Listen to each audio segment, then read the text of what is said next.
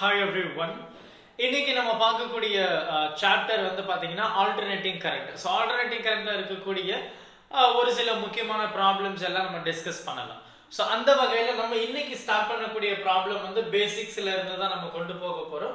So முதல் கேள்வி பார்த்தீங்கன்னா 100 home resistor is connected to 220 voltage. So 100 home resistor வந்து 220ல கனெக்ட் பண்ணி வச்சிருக்காங்க.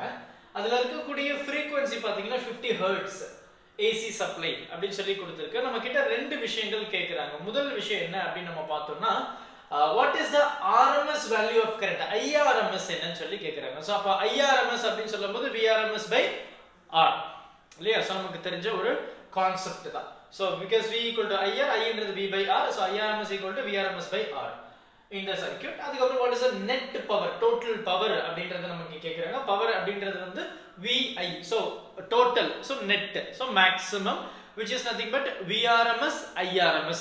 இது ரெண்டுத்தையும் ப்ராடக்ட் பண்ணோம் அப்படின்னா you get power. So let's make it simple. The first part. So first part says your IRMS. So IRMS அப்படின்றது வந்து VRMS upon resistance. ரெண்டாவது பாத்தீங்க அப்படின்னா நமக்கு வந்து நெட் பவர் கேக்குறாங்க. So net power. So net power அப்படின்றது என்னது? VRMS IRMS. So generally VI தான் பவர், அதான் நான் சொல்ல போறேன். அப்ப இங்க VRMS நமக்கு என்ன மேக்ஸிமம் வோல்டேஜ் பாத்தீங்கன்னா 220 அப்படின்னு சொல்லி கொடுத்திருக்காங்க. So அதனுடைய ரெசிஸ்டன்ஸ் பாத்தீங்கன்னா it is 100 ohm. அப்ப இந்த ஒரு 0 படிச்சு இந்த 0 படிச்சு that becomes 2.2. So அப்ப 2.2 ஆம்பியர் அப்படின்றது உங்களுடைய maximum root mean square IRMS உடைய வேல்யூவா இருக்கு. அப்ப நெட் பவர் அப்படின்றது என்ன? VRMS times IRMS. VRMS in the maximum voltage which is 220 into என்னது IRMS. IRMS என்னது 2.2. So நமக்கு வந்து 22 into 22 வந்து 484 அப்படி நமக்கு தெரியும்.